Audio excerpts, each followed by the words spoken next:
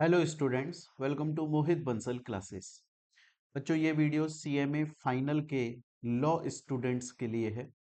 CMA final के law के वो स्टूडेंट्स जो कि जून 2024 के अंदर अपना एग्जाम देने वाले हैं, उनके लिए ये वीडियो है। इस वीडियो के अंदर हम लोग जून 2024 के लिए सीएमए इंस्टीट्यूट की तरफ से जो मॉक क्वेश्चन पेपर रिलीज हुआ है उसको सॉल्व करेंगे यहाँ पर। तो चलिए स्टार्ट करते हैं। देखिए, सबसे पहले जैसा कि आपको पता है, मैं ऑलरेडी बता चुका हूं आपको कि आपका जो पेपर है वो दो पार्ट्स में आता है, दो सेक्शंस में आता है। एक आता है सेक्शन ए और एक आता है सेक्शन बी। जो सेक्शन ए आता है मेरे प्यारे बच्चों, जो आपका सेक्शन ए आता है वो 30 मार्क्स का होता है, जिसके अंदर मल्टीपल चॉइस क्वेश्चन होते हैं। ये मैंने पहले भी बताया है, पेपर पैटर्न की मैंने एक अलग से वीडियो अपलोड करी हुई है। और सेक्शन बी है वो आपके 70 मार्क्स का है, जिसके अंदर डिस्क्रिप्टिव क्वेश्चंस होते हैं। तो सबसे पहले हम सेक्शन ए को सॉल्व करना शुरू करते हैं। यहां पर देखिए, क्वेश्चन पहला बोल रहा है majority of audit committee members of a company shall be. मतलब ऑडिट कमेटी के अंदर जो मेंबर्स होते हैं उनकी मेजॉरिटी कैसी होती है, executive director, non executive director, independent director, किस तरह की होती है। बच्चों, ये क्वेश्चन सेक्शन 177 से रिलेट करता है। अब इसका आंसर ना बहुत लॉजिकल है, कॉमन सेंस का आंसर है। आप सबसे पहले ये देखिए कि आखिर ऑडिट कमेटी का काम क्या होता है। देखिए, आप एक चीज को समझिएगा, ये है कंपनी। कंपनी के अंदर बैठे हैं कुछ ऑडिटर, अपॉइंटेड है कंपनी के एम्प्लॉय की तरह ऑडिटर। अब वो लोग क्या कर रहे हैं, वो कंपनी के अकाउंट्स को प्रिपेयर करते हैं। वो कंपनी के अकाउंट्स को प्रिपेयर करते हैं। यहां तक की बात समझ में आ रही है। कंपनी के अंदर एग्जीक्यूटिव डायरेक्टर भी हैं, नॉन एग्जीक्यूटिव डायरेक्टर भी हैं, इंडिपेंडेंट डायरेक्टर भी हैं। अब एग्जीक्यूटिव डायरेक्टर वो हैं जो कंपनी में डेली आते हैं। नॉन एग्जीक्यूटिव डायरेक्टर और इंडिपेंडेंट डायरेक्टर डेली नहीं आते, जब कभी कोई एक्सपर्ट एडवाइस चाहिए होती है तब आते हैं। अब कंपनी के अंदर तो डेली ट्रांजैक्शंस होते होंगे भाई, कंपनी के अंदर तो ट्रांजैक्शंस डेली होते हैं, तो डेली अकाउंट्स प्रिपेयर करने पड़ते हैं। तो जो ये अकाउंट्स प्रिपेयर करने का काम है कंपनी के अंदर, ये डेली का सा ही है, क्योंकि जो भी बिक रहा है उसे एंट्री करनी होती है। तो ऑडिटर उस काम को कर रहे हैं और वो एग्जीक्यूटिव डायरेक्टर की नजर में है, क्योंकि एग्जीक्यूटिव डायरेक्टर डेली आ रहा है। वो डेली ऑडिटर से बोलता होगा, हाँ भैया लाओ तुम्हारे अकाउंट्स दिखाओ, तुमने सही से प्रिपेयर करे कि नहीं करे, है ना। अब बात आती है कि सर ऑडिट कमेटी क्यों बनती है। ऑडिट कमेटी बहुत सारे पर्पस की वजह से बनती है, जिसमें से एक पर्पस ये होता है चेक करना। चेक करना कि कंपनी ने जो अपने अकाउंट्स प्रिपेयर करे वो सही करे कि नहीं करे, उनके अंदर ट्रू एंड फेयर इंफॉर्मेशन आ रही है कि नहीं आ रही। इस चीज को चेक करने के लिए ऑडिट कमेटी बनती है। अब आप एक बात बताइए, ये बनाए किसने थे, ऑडिटर ने। और ये किसकी नजर में थे, एग्जीक्यूटिव डायरेक्टर की नजर में थे, क्योंकि वो डेली आ रहे थे। अगर उन्हीं एग्जीक्यूटिव डायरेक्टर्स को हम ऑडिट कमेटी का पार्ट बना देंगे तो क्या वो खुद को चेक करेंगे। मतलब एग्जीक्यूटिव डायरेक्टर ने ही एक तरह से अकाउंट्स प्रिपेयर करवाए थे, और एग्जीक्यूटिव डायरेक्टर ही ऑडिट कमेटी के अंदर बैठकर चेक करे कि भैया हमने जो कंपनी में अकाउंट्स प्रिपेयर कराए थे वो सही कराए थे कि नहीं कराए थे। अगर गलत भी कराए होंगे तो वो अपनी गलती किसी के सामने क्यों बताएंगे। अगर आपको आज कोई काम दिया जाए, अगर आज आपको, आज एग्जाम्पल के तौर पे सोचिए, आप स्टूडेंट्स हैं, है ही वो तो आप, और आप फिर अपना पेपर लिख रहे हो कॉपी में। अब आपको ही ये काम दे दिया जाए कि अपनी कॉपी आप चेक कर लो, तो मैं बोल रहा हूं हर बच्चे के 100 में से 100 आएंगे। तो एग्जीक्यूटिव डायरेक्टर जिन्होंने कंपनी में अकाउंट्स बनवाए, अगर उन्हीं को ही ऑडिट कमेटी का मेंबर बना दिया जाए और वो अपने ही बनवाए गए अकाउंट्स को दोबारा से चेक करें, गलती तो नहीं बताएंगे। इसीलिए इसीलिए ऑडिट कमिटी के अंदर जितने भी मेंबर्स होते हैं सभी के सभी नॉन एग्जीक्यूटिव डायरेक्टर्स होते हैं। कंपनी के non executive directors audit committee के मेंबर्स बनते हैं। अब ऑडिट कमिटी में मेंबर्स कितने होते हैं? कम से कम 3 मेंबर होते हैं और तीनों की तीनों नॉन एग्जीक्यूटिव डायरेक्टर होंगे। जो डायरेक्टर होता है ना कंपनी के अंदर, तो हम उसे डायरेक्टर बोलते हैं। कमिटी का जब वो बनता है तब उसे मेंबर बोलते हैं, क्योंकि कमिटी के अंदर डायरेक्टर नहीं होता, कमिटी में मेंबर और चेयरपर्सन होता है। यहां तक की बात समझ में आ रही है? तो हमें ये समझ में आया यार, ऑडिट कमेटी का काम होता है कंपनी के जो अकाउंट्स बनाए कंपनी ने उनको चेक करना कि सही बनाए कि नहीं बनाए। अब कंपनी के अकाउंट्स बनाए थे ऑडिटर ने जो एग्जीक्यूटिव डायरेक्टर की नजर में था, तो अगर एग्जीक्यूटिव डायरेक्टर को ही ऑडिट कमेटी का मेंबर बना दोगे तो क्या वो अपनी गलतियां बताएगा? नहीं। इसलिए नॉन एग्जीक्यूटिव डायरेक्टर को बताओ, कि नॉन एग्जीक्यूटिव डायरेक्टर डेली आता नहीं है, उसका एग्जीक्यूटिव डायरेक्टर से कोई ज्यादा अच्छा खासा रिलेशन नहीं है, वो जो भी बात बोलेगा वो सच बोलेगा, क्योंकि उसका रिलेशन ही नहीं है किसी से, तो उस पर लेना देना ही नहीं है, वो किसी के फेवर में कुछ बोलेगा ही नहीं, जो सच है वो बोल देगा। इसलिए जरूरी होता है कि ऑडिट कमिटी के अंदर जितने भी मेंबर्स होते हैं सभी के सभी नॉन एग्जीक्यूटिव डायरेक्टर्स होते हैं कंपनी के। आ रही है मेरी बात समझ में? तो हमारे इस वाले क्वेश्चन का आंसर क्या निकलेगा? हमारे इस वाले क्वेश्चन का आंसर निकलेगा प्यारे बच्चों, non executive director, B point. अब स्टूडेंट बोलता है सर यहां तक कि मेरे को आपकी बात तो समझ में आ गई, पर सर एक क्वेश्चन है अभी मेरे दिमाग में। अब देखिए स्टूडेंट बोलता है कि सर यहां तक मेरे को आपकी बात तो समझ में आ गई, पर सर मेरे दिमाग में ना अब एक डाउट है। मैंने कहा यार क्या डाउट है बताओ। बोला सर देखो ये क्वेश्चन है 2 नंबर का, 2 नंबर का क्वेश्चन है ये। अब सर ये बताओ कि अगर मैं सिर्फ आंसर लिख के आ जाता हूं बी, क्या मुझे 2 में से 2 मिल जाएंगे? नहीं। तो सर मुझे कितने मिलेंगे? आपको आधा नंबर मिलेगा 2 में से, और बहुत ज्यादा हुआ तो लास्ट 1 मिल सकता है, इससे ज्यादा नहीं। तो सर मुझे 2 के 2 पूरे नंबर कब मिलेंगे? जब आप इसका एक्सप्लेनेशन साथ में लिखोगे। सर हमें कंफ्यूजन है, क्या हमें एक्सप्लेनेशन लिखना है कि नहीं लिखना? क्योंकि हमने बहुत सारी जगह पर ऐसा सुना है कि एक्सप्लेनेशन मत लिखो, और बहुत सारी जगह पर ऐसा सुना है कि एक्सप्लेनेशन लिखो। हम कंफ्यूज हैं क्योंकि कोई टीचर बोलता है लिखो, कोई टीचर बोलता है मत लिखो। सर इसका क्या एक्चुअल आंसर है? एक्चुअल आंसर आपको पता है। आप जो है ना, बच्चों में सच बता रहा हूं, आपको बुरा लगेगा ये बात, आपको एक्चुअल आंसर पता है कि आपको एक्सप्लेनेशन लिखना है कि नहीं लिखना। आप बस क्या कर रहे हो, आप ना लिखने का बहाना ढूंढ रहे हो। इसलिए आप ना बहुत सारे लोगों की बातें, बहुत सारे टीचर्स की बातें सुनते हो, और अगर उनमें से कोई भी टीचर ये जो बोल देता है एक्सप्लेनेशन मत लिखो, आपके दिल को तसल्ली होती है, चलो यार मैं एक्सप्लेनेशन नहीं लिखूंगा, मेरे 2 नंबर आ जाएंगे। और जब एग्जाम में आपके 2 नंबर नहीं आएंगे तब आप ब्लेम किसे करोगे? उस टीचर को, खुद को नहीं करोगे। चाहे से आप किसी से जाकर बोलोगे नहीं कि वो टीचर बेकार है, मन में ही बोलोगे, बट ब्लेम आप उसी को ही करोगे। आप ये बहाना ढूंढ रहे हो, आप एक बंदा ढूंढ रहे हो जिसे मैं ब्लेम कर सकूं, जिसे आप ब्लेम कर सकें। आप अगर टीचर होते, सीएमए फाइनल के बच्चे, आपको इतना समझ में नहीं आ रहा है कि सिर्फ ये बी पॉइंट या ए पॉइंट लिखने का आपको 2 नंबर मिल जाएंगे, तो ये तो आप कहीं से भी चीटिंग कर लेना। आपके एग्जाम हॉल के अंदर कम से कम 30 40 50 बच्चे तो बैठते हैं ना, वो तो आप अगर उनसे पूछोगे तो वो आपको बता देंगे ABCD, और वो आप लिख लोगे।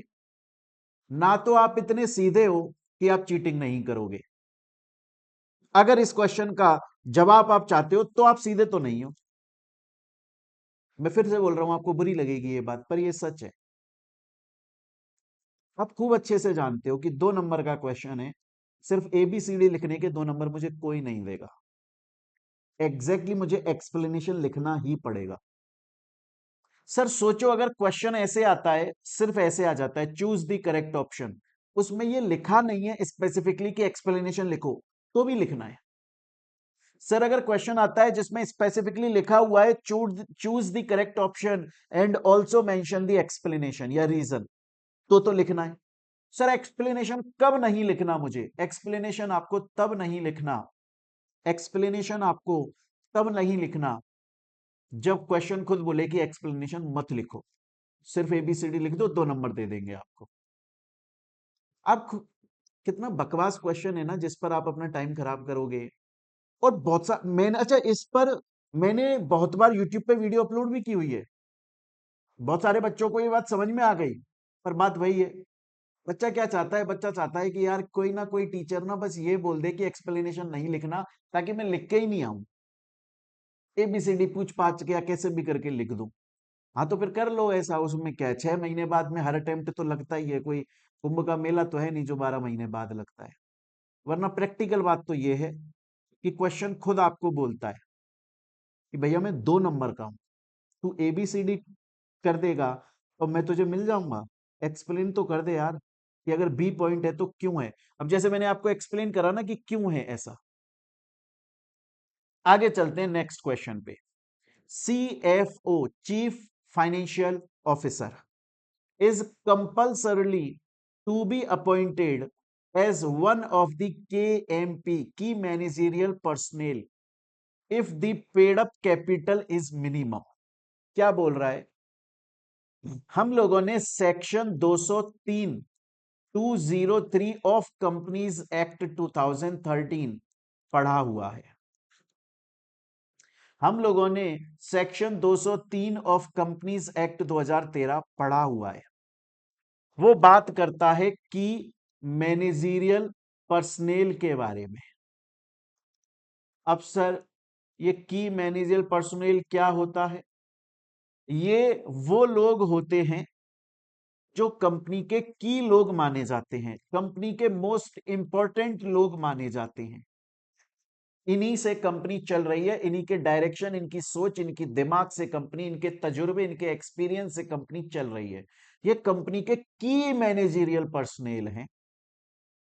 अब सर ये की मैनेजरियल पर्सनेल के अंदर कौन कौन आता है, की मैनेजरियल पर्सनेल जो है उसके अंदर आता है आपका CEO, chief executive officer, CFO, chief financial officer, CS, company secretary, directors, CA, और उसके बाद में ये लिस्ट यहां ओपन रहती है।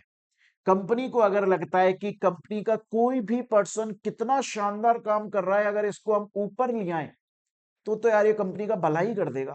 चाहे से कंपनी का कोई एकदम बिलो लेवल का आदमी, कंपनी वालों को लगता है यार क्या काम कर रहा है, यार क्या दिमाग है इसका, बहुत बढ़िया काम, इसको भाई ऊपर लेकर आओ, ये कंपनी को बहुत जन्नत में पहुंचा देगा, तो उसको ले आओ और उसको भी केएमपी बना दो।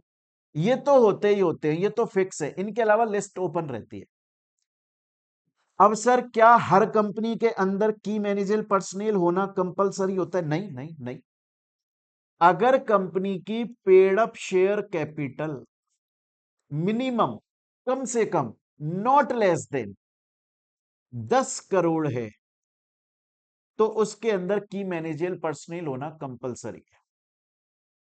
अगर कोई कंपनी जिसकी minimum paid up share capital 10 crore या उससे, मतलब 10 करोड़ से कम नहीं है, तो उसके अंदर की मैनेजर पर्सनल होना कंपलसरी होता है। हालांकि कंपनी सेक्रेटरी के केस में यह वाली लिमिट चेंज हो जाती है। कंपनी सेक्रेटरी के केस में यह लिमिट 5 करोड़ हो जाती है, लेकिन उसके अलावा बाकी सब में की मैनेजर पर्सनल होना जरूरी है अगर कंपनी की minimum paid up share capital 10 crore है। अब क्वेश्चन का आंसर आपको पता लग गया, बी 10 करोड़। इस तरीके से आंसर दिया जाता है। और ये जो आप यहां पर पीडीएफ देख रहे हो ना, ये स्पेशली मैंने आप लोगों के लिए बनाई है। ये पीडीएफ अगर आप डाउनलोड करना चाहें तो क्वेश्चन आंसर के साथ में ये आप हमारे टेलीग्राम चैनल या हमारे ऐप के थ्रू डाउनलोड कर सकते हैं। हमारे टेलीग्राम चैनल या ऐप के थ्रू आप डाउनलोड कर सकते हैं। कहां पे है टेलीग्राम चैनल, वो ऐप का लिंक वो वीडियो के डिस्क्रिप्शन में आपको मिल जाएगा। चलते हैं नेक्स्ट क्वेश्चन पे। नेक्स्ट क्वेश्चन बोल रहा है change of registered office with in a city, town और विलेज रिक्वायर।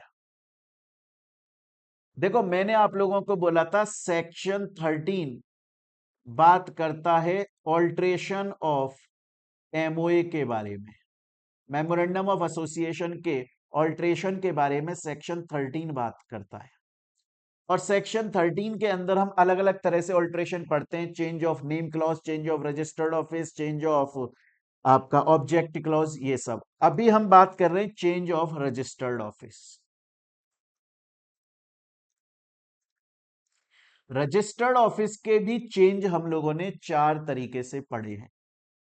उसमें पहला जो चेंज आता है वो आता है कि सिटी भी सेम है, आप सिटी बोल दो, विलेज बोल दो, टाउन बोल दो, एक ही बात है, वो चेंज नहीं हो रहा, वो सेम है। स्टेट सेम है, आरओसी सेम है। चेंज क्या हो रहा है, एक सिटी के अंदर एक जगह से दूसरी जगह जा रहे हैं। अब आप सोचिए उससे कुछ फर्क पड़ेगा। मुझको एक बात बताइएगा, मैं आपसे एक बेसिक सा क्वेश्चन पूछता हूं। पता है इन चीजों को बच्चों याद नहीं करना होता, रटना नहीं होता है, बहुत ही ना सिंपल लॉजिकल बात होती है। मैंने देखा है बहुत सारे बच्चे बोलते हैं नहीं सर लॉ जो है वो तो रटना जरूरी होता है। अबे किसने बनाया लॉ? भगवान कृष्ण बना के गए थे क्या? गीता में लिखा हुआ है क्या लॉ? अरे इंसान नहीं बनाया यार, आपके और मेरे जैसे किसी ने। जब वो बना सकता है तो हम उसे समझ नहीं सकते? ऐसे थोड़ी होता है। अब एक चीज बताओ, सपोज करो कि मोहित बंसल क्लासेस जयपुर के अंदर सिचुएटेड है, और जयपुर के अंदर राजा पार्क करके एक जगह है, वहां पर इसका ऑफिस है। अब बच्चे जो है वो बहुत सारे दिल्ली से भी आए पढ़ने के लिए, बच्चे जो है वो अलवर से आए पढ़ने के लिए, आसाम से आए पढ़ने, बंगाल से, चेन्नई, बहुत बहुत सारे हर जगह से आए बच्चे पढ़ने को, और जयपुर में रेंट पे रूम लेकर रहने लग गए। अब मोहित बंसल क्लासेस बोल रहा है कि यार हम अपना ऑफिस ना राजा पार्क से हटा के मानसरोवर ले जा रहे हैं, मानसरोवर में ले जा रहे हैं। ना तो सिटी चेंज हुई, जयपुर की जयपुर में रह गया, ना स्टेट चेंज हुआ, ना आरओसी चेंज हुआ। अब सोचो कोई बच्चा आए और वो ये बोले कि सर आप ऐसा नहीं कर सकते, ऐसा करने से पहले आपको हमारी मतलब शेयर होल्डर्स की अप्रूवल लेनी पड़ेगी। मैंने कहा भाई क्यों लेनी पड़ेगी? बोला सर क्योंकि हमने जयपुर में कमरा इसलिए लिया था, हमें ये लगता था कि मोहित बंसल क्लासेस जयपुर में। अरे तो अभी भी तो जयपुर में है यार, क्या नुकसान हो रहा है तुम्हारा, फालतू की बात कर रहे हो। जयपुर में लिया था ना रूम आपने, तो मैं कौन सा जयपुर छोड़ के चला गया, जयपुर के अंदर ही तो हूं भाई। तो जब ना तो सिटी चेंज हो रही है, ना आरओसी चेंज हो रहा है, ना स्टेट चेंज हो रहा है, फिर काई को शेयर होल्डर्स के अप्रूवल के लिए जनरल मीटिंग बुलाई जाए? क्यों ना सिर्फ बोर्ड मीटिंग में बोर्ड रिजोल्यूशन पास कर लें हम लोग और बोले हाँ जी हम अपना रजिस्टर्ड ऑफिस चेंज कर रहे हैं। पढ़ा भी तो था लॉ में, हमने पढ़ाया भी तो था। मैंने ये जो चेंज होता है ये एमओए का एक तरह से कोई चेंज माना ही नहीं जाता, क्योंकि इसमें बोर्ड ऑफ डायरेक्टर्स खुद ही सब कुछ चेंज कर रहे हैं। शेयर होल्डर्स की अप्रूवल लेने की जरूरत ही नहीं है। अप्रूवल ले क्यों शेयर होल्डर्स की, उनके ऊपर फर्क क्या पड़ रहा है? आज अगर मैं जयपुर के अंदर एक जगह पे मेरा ऑफिस है, उसे अगर मैं हटा के दूसरी जगह पे ले जाता हूं, आपका नुकसान समझाओ मेरे को, आपका क्या नुकसान हुआ बताना। आप बोलोगे सर 5 रुपया ना अब बस का एक्स्ट्रा लगता है। अबे यार वो तो पढ़ाई कर रहे हो, इन्वेस्टमेंट है तुम्हारा। कहीं ऐसा हुआ क्या कि मैं जयपुर से दिल्ली भाग गया?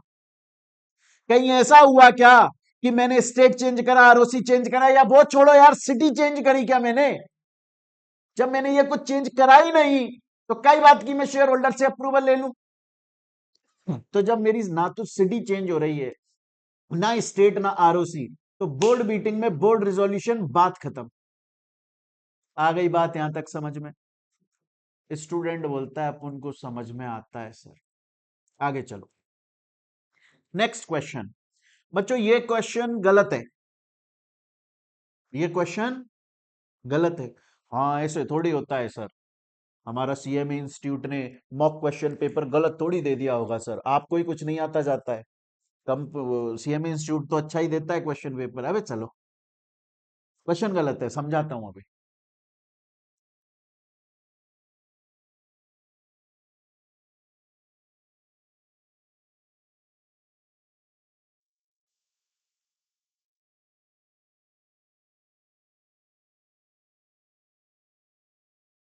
देखो क्वेश्चन क्या पूछ रहा है। क्वेश्चन पूछ रहा है कि कंपटीशन एक्ट की मेन अथॉरिटी कौन है। आप देखो कंपटीशन एक्ट में अथॉरिटी होता कौन है। कंपटीशन एक्ट में अथॉरिटी पहले तो कंपटीशन कमीशन होता है। अगर कंपटीशन कमीशन कुछ गलती कर देता है तो उसके खिलाफ अपील लगती है सीसीआई को, कंपटीशन कमीशन ऑफ इंडिया को, है ना। जो कंपटीशन कमीशन की नॉर्मल अथॉरिटीज है, वो अगर उन्होंने ऑर्डर दिया, सीसीआई के अगेंस्ट में जब अपील लगती है तो वो किसको लगती है, एनसीएलएटी को लगती है। पहले किसको लगती थी, पहले sir competition commission appellate authority को लगती थी। Competition commission appellate authority of India CCAI को लगती थी पहले, सीसीआई के अगेंस्ट में और एप्लीकेशन। अब किसको लगती है, NCLAT, national company law appellate tribunal. Class में पढ़ाया भी है मैंने आपको। अब सर ये क्वेश्चन गलत क्यों है, क्योंकि यहां पर एनसीएलटी दे दिया, ये एनसीएलटी होना चाहिए था। तो ये है इसका आंसर, मैंने लिखा हुआ है क्वेश्चन रॉन्ग है, ये एनसीएलटी होना चाहिए था। क्लियर है बच्चों। चलते हैं आगे, रीजन भी यहां पर बताया हुआ है। नेक्स्ट क्वेश्चन आ जाता है, और नेक्स्ट क्वेश्चन ये बोल रहा है कि प्राइवेट कंपनी के केस में इंटरनल ऑडिटर अपॉइंट करना पड़ता है कब, जब टर्नओवर कितना हो। बहुत अच्छे से मैंने ये आपको पढ़ाया हुआ है, 200 करोड़ या उससे ज्यादा, क्लास में बहुत अच्छे से पढ़ाया हुआ है। नेक्स्ट ये बोल रहा है कि अगर कोई एक यूनिट है जिसने प्लांट एंड इक्विपमेंट के अंदर इन्वेस्टमेंट किया हुआ है 55 करोड़ रुपए का, और टर्नओवर है 300 करोड़, तो उसको क्या मानेंगे, माइक्रो मानेंगे, स्मॉल मानेंगे, या फिर उसको मीडियम मानेंगे। आप देखो, माइक्रो वो होता है जिसका इन्वेस्टमेंट प्लांट एंड मशीनरी के अंदर 1 करोड़ से ज्यादा नहीं हो। स्मॉल वो होता है जिसका 10 करोड़ से ज्यादा नहीं हो। और मीडियम वो होता है जिसका 50 करोड़ से ज्यादा नहीं हो। यहां पर तो प्लांट एंड मशीनरी, प्लांट और मशीनरी के अंदर, इक्विपमेंट के अंदर जो इन्वेस्टमेंट है वो 55 करोड़ है। तो ये किसी भी केस में एमएसएमई में तो फॉल हो ही नहीं रही, क्योंकि ये माइक्रो स्मॉल या मीडियम है ही नहीं, ये तो लार्ज कंपनी है। प्लांट एंड मशीनरी के अंदर ही 55 करोड़। आप सोचो एक बार, कोई ऐसी कंपनी जो सिर्फ मशीन मशीन 55 करोड़ रुपए की लेकर आ रही है, उससे फिर प्रोडक्ट बनाएगी, वो तो क्या बनाएगी, कार बनाएगी, हवाई जहाज बनाएगी। आप देखो ना, एक चीज समझो, आज मुझे कोई चीज मैन्युफैक्चर करनी है, आज मुझे ये मैन्युफैक्चर करना है। आप शादियों में या कभी पंगत में जाते हो खाना खाने, पंगत वंगत में जाते हो खाना खाने, वहां पर खाना खाते हो तो वो आता है ना, पत्तल, दोना, गिलास आते हैं वो प्लास्टिक वाले, चम्मच आती है, उसको भी तो मैन्युफैक्चर करते हैं, उसकी मशीन लगती है। 1.5-2 लाख रुपए की मशीन लग जाती है, उसको लगने को तो 50,000 की भी लग जाती है। अच्छी से अच्छी 1.5-2 लाख, 3 लाख के अंदर मशीन लग जाती है। वो होते हैं ना माइक्रो स्मॉल, तो यार।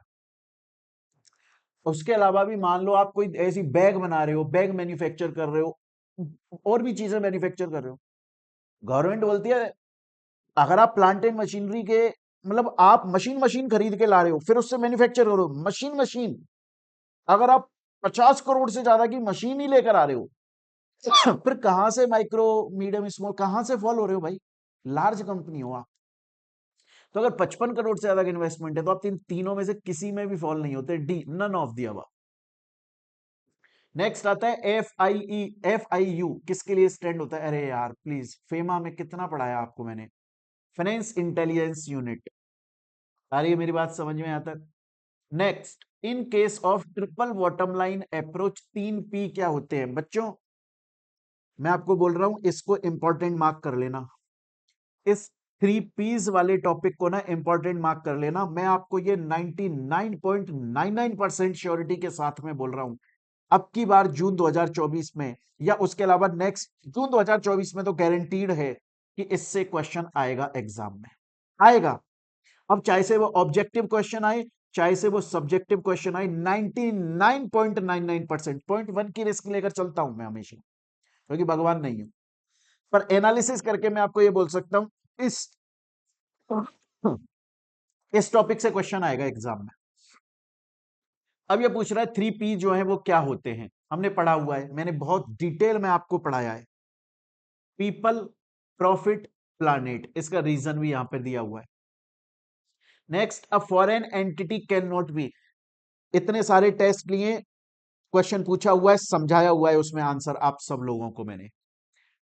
एडवाइजर, आप बोलते हो ना कि सर हमने जब से कोर्स परचेज किया तब से आप टेस्ट लेने लग जाते हो, जब दिन एग्जाम होता है हमारा तब तक लेते हो, क्यों लेते हो? इसीलिए लेता हूं, इसीलिए लेता हूं क्योंकि जिस दिन फाइनली आप एग्जाम के अंदर बैठते हो ना, और एग्जाम देने के बाद में मेरे पास में आकर बोलते हो कि सर आपने जो टेस्ट लिए थे ना, कम से कम 60 से 70 नंबर का पेपर उन्हीं टेस्ट में से फंसाए और आराम से अटेम्प्ट करके आ गए, इसीलिए बोलता हूं।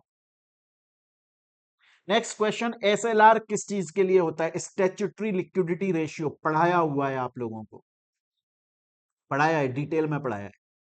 और ये छोड़ो यार, आप तो 11th की इकोनॉमिक्स में पढ़कर आए हो इसको, 12th की इकोनॉमिक्स में पढ़कर आए हो, आप सीएमए फाउंडेशन की इकोनॉमिक्स में पढ़कर आए हो इसको, आप ये नहीं आता आपको?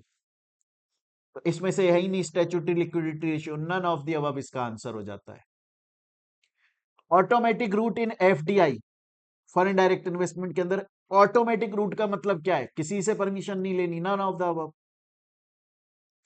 नेक्स्ट, ये क्वेश्चन दिया हुआ है यहां पर, और इसके बारे में अब हमसे क्वेश्चन पूछे हुए हैं, इसको इंपॉर्टेंट मार्क कर लेना। सीएसआर, मैंने आप लोगों के लिए ना एक अलग से वीडियो अपलोड करी है, यूट्यूब पर अपलोड करी है। मैंने आपको 20 मोस्ट इंपॉर्टेंट टॉपिक्स की वीडियो अपलोड करी है जिनसे जून 2024 में एग्जाम आएगा, गारंटीड है। 99.99% श्योरिटी के साथ में मैं ये बात बोल रहा हूं, एग्जाम में उन टॉपिक से क्वेश्चन आएगा ही आएगा। उसकी पीडीएफ भी आप लोगों को टेलीग्राम चैनल और ऐप के ऊपर मिल जाएगी। उसमें मैंने बोला है ये 3 P's वाला जो टॉपिक है, क्वेश्चन आएगा एग्जाम में, गारंटीड है। और सीएसआर, कॉर्पोरेट सोशल रेस्पॉन्सिबिलिटी, इससे एग्जाम में क्वेश्चन आएगा, गारंटीड है। और क्वेश्चन कुछ ना कुछ इसी तरीके का ही आएगा, ये भी बात श्योर है। आप देखो क्वेश्चन क्या बोल रहा है, क्या कंपनी सीएसआर कंप्लाइंट कंपनी है कि नहीं है? अब सीएसआर कंप्लाइंट है नहीं है, ये हम कैसे चेक करते हैं? ये हम चेक करते हैं अगर कंपनी का नेटवर्थ 500 करोड़ या उससे ज्यादा है, टर्नओवर 1000 करोड़ या उससे ज्यादा है, या नेट प्रॉफिट 5 करोड़ या उससे ज्यादा है प्रीवियस ईयर में। तो देखो कंपनी का प्रीवियस ईयर के अंदर, हाँ जी बिल्कुल, प्रॉफिट जो है वो 5 करोड़ या उससे ज्यादा है, तो ये कंपनी सीएसआर कंप्लाइंट कंपनी है, इसको कॉर्पोरेट सोशल रेस्पॉन्सिबिलिटी के प्रोविजन फुलफिल करने पड़ेंगे। Next question, CSR committee shall constitute of, CSR committee के अंदर कौन आएगा? इसके लिए पहले आप समझो, आप पहले मैं आपको लॉ समझा देता हूं, सीएसआर कमिटी में कौन बैठता है। देखो सीएसआर कमिटी के अंदर, सीएसआर कमिटी के अंदर कम से कम 3 मेंबर होते हैं, उससे ज्यादा भी हो सकते हैं बट कम से कम 3 मेंबर्स होते हैं, जिनमें से एटलीस्ट एक इंडिपेंडेंट डायरेक्टर होना जरूरी होता है, जिनमें से एटलीस्ट एक इंडिपेंडेंट डायरेक्टर होना जरूरी होता है, बाकी के अदर डायरेक्टर्स हो सकते हैं। अब क्वेश्चन पढ़ो, ये बोल रहा है सीएसआर लिमिटेड एक पब्लिक कंपनी है, उसके अंदर राजेश कुमार मैनेजिंग डायरेक्टर हैं, सुनील अरोड़ा और Rajeev Verma full time whole time director हैं, mister Khurana, miss Khurana sorry, nominee director हैं, और साबिर अली जो है वो इंडिपेंडेंट डायरेक्टर है। तो हमने क्या पढ़ा, सीएसआर कमेटी में कम से कम कितने लोग होंगे? 3, जिनमें से एक इंडिपेंडेंट डायरेक्टर का होना जरूरी है। तो अब हमारे पास में जो ऑप्शंस होंगे ना क्वेश्चन के, हम उनमें देखेंगे कि एक तो साबिर अली होने चाहिए उस कमेटी के अंदर, और उनके अलावा बाकी 2 और डायरेक्टर होने चाहिए। अब ऑप्शन देखते हैं क्या है। तो देखो ये वाला ऑप्शन नहीं है, ये वाला ऑप्शन नहीं है, इसमें any one of director and Sabir Ali, तो टोटल 2 ही हुए ना, साबिर अली और कोई एक, तो इसलिए आंसर हो जाएगा D, 2 director plus 1 Sabir Ali. Next, unspent amount, देखो आपको पता है वो कंपनी जो सीएसआर के अंदर फॉल होती है, मैंने इसके आप लोगों को जब चैप्टर पढ़ाया था तब मैंने टॉपिक पढ़ाया, हाथ के हाथ प्रीवियस ईयर क्वेश्चन कराया, उसके अलावा मैंने अलग से क्वेश्चंस और कराए इस सीएसआर के स्पेंड के ऊपर, और उसके अलावा एमसीक्यू भी कराए, याद होना चाहिए आपको टिप्स पे। वो कंपनी जिसके ऊपर कॉर्पोरेट सोशल रेस्पॉन्सिबिलिटी के प्रोविजन फॉल हो रहे हैं, उसको ये कंपलसरी है कि उसके पिछले 3 साल का जो प्रॉफिट है उसके एवरेज का कम से कम 2% कंट्रीब्यूट करना पड़ता है, चैरिटी में देना पड़ता है, कम से कम 2%। अब अगर किसी कंपनी जिसके ऊपर सीएसआर के लॉ एप्लीकेबल हो रहे हैं और उसको अपने पिछले 3 साल के एवरेज नेट प्रॉफिट्स का 2% कंट्रीब्यूट करना है, उसने नहीं किया अनस्पेंट अमाउंट, या फिर सीएसआर के अंदर उसने कोई प्रोजेक्ट बनाया हुआ है, उसके अंदर पैसा पड़ा हुआ है, उसे स्पेंड करना है, सीएसआर का पैसा खर्च करना है, नहीं किया, तो क्या होगा? तो फिर वो पैसा जो सीएसआर के ऊपर खर्च हो जाना चाहिए था लेकिन नहीं किया कंपनी ने, उसको वो कंपनी एक स्पेशल अकाउंट के अंदर जमा करवाएगी। कहां पे अकाउंट ओपन होगा? बैंक के अंदर। क्या नाम होगा उस अकाउंट का? अनस्पेंट सोशल रेस्पॉन्सिबिलिटी अकाउंट। कितने दिन के अंदर वो अकाउंट ओपन हो जाना चाहिए? 30 दिन के अंदर ओपन हो जाना चाहिए। 30 दिन कब से? जब से वो फाइनेंशियल ईयर एंड हुआ उसके 30 दिन के अंदर अंदर कंपनी एक सेपरेट बैंक अकाउंट ओपन कराएगी जिसका नाम होगा अनस्पेंट सोशल रेस्पॉन्सिबिलिटी अकाउंट, और उसके अंदर पैसा डाल दिया जाएगा। अब क्वेश्चन के ऑप्शंस देखिए, इसमें से आएगा deposited in a special account under schedule 7। Sir schedule 7 क्यों? ये मत पूछना, गुस्सा आ जाएगा। सीएसआर जो है वो कहाँ कहाँ खर्च होना चाहिए शेड्यूल 7 में लिखा है, पढ़ाया है ना यार, लिस्ट भी पढ़ाई है आपको। सीएसआर जब हम पढ़ते हैं तो हम क्या पढ़ते हैं? एक तो सेक्शन 135 पढ़ते हैं कंपनीज एक्ट का, और शेड्यूल 7 पढ़ते हैं। सिंपल है ना यार। तो देखो ये हमने आपके मॉक क्वेश्चन पेपर का सेक्शन ए कंप्लीट किया, 30 नंबर। अब आप सोचो कि ये 30 नंबर लाना कितना इजी है। बहुत इजी है। बस आपको, और आप एक चीज देखो, बहुत सारे बच्चे मैंने ऐसे देखा रोते रहते हैं, सर एमसीक्यू कैसे करेंगे, एमसीक्यू कैसे करेंगे। अबे यार, अगर आपने सही से पढ़ाई करी है ना तो एमसीक्यू यूं होंगे।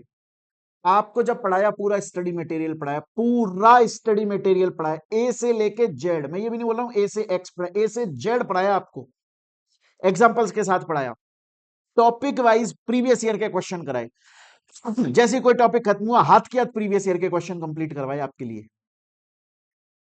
फिर उसके बाद में लगातार आपके टेस्ट हुए, लगातार टेस्ट हुए, चैप्टर वाइज टेस्ट हुए, 50-50 मार्क्स के टेस्ट हुए। लॉ के अंदर 60-40 का होता है, फिर 100 मार्क्स का, फिर चैप्टर वाइज 60-40, फिर 100, फिर चैप्टर वाइज, 4-5 राउंड हुए आपके। तो बच्चों यहां पे अपना सेक्शन ए खत्म होता है। 30 नंबर लाना सच में बहुत इजी है अगर आपने थोड़ी बहुत सही से पढ़ाई करी है, अगर हम जो लगातार रेगुलर टेस्ट ले रहे हैं वो आपने अटेम्प्ट करे। तो एक बार आप लोग यहां तक इसको पढ़े, अभी हम सेक्शन बी भी पूरा करेंगे। हालांकि अगर आपने हमारी मैराथन क्लास पढ़ी हुई है जो हमने अभी लेटेस्ट जून 2024 के लिए डाली है, अगर आपने वो मैराथन क्लास पढ़ ली, मैं आपको ये लिखित में, राइटिंग में, ऑन रिकॉर्ड बोल रहा हूं, गारंटी बोल रहा हूं, आपने मॉक क्वेश्चन पेपर का पूरा सेक्शन बी 70 नंबर का पेपर कर लिया अटेम्प्ट, अगर आपने हमारी मैराथन क्लास पढ़ ली पूरी सही से, एक एक चीज पढ़ाई हुई है उसमें। तो बच्चों एक बार यहां तक आप लोग इसको पहले पढ़ें। ये जो आंसर्स की पीडीएफ, इसमें क्वेश्चन आंसर दोनों है, ये पीडीएफ मैंने स्पेशली आपके लिए बनाई है। अगर आपको ये चाहिए तो हमारे टेलीग्राम चैनल और हमारे ऐप से आप इसको डाउनलोड कर सकते हैं फ्री ऑफ कॉस्ट। लिंक जो है इनका वीडियो के डिस्क्रिप्शन में दिया गया है। और आपको ये वीडियो अगर लगे तो इसको दोस्तों के साथ में शेयर जरूर करें, सीएमए के फ्रेंड्स के साथ, ताकि उनका भी फायदा हो, उनके पास क्वालिटी एजुकेशन पहुंचे और हमारे यूट्यूब चैनल की रीच बढ़ सके। मिलते हैं बच्चों नेक्स्ट वीडियो के अंदर। Till then thank you, take care बच्चों।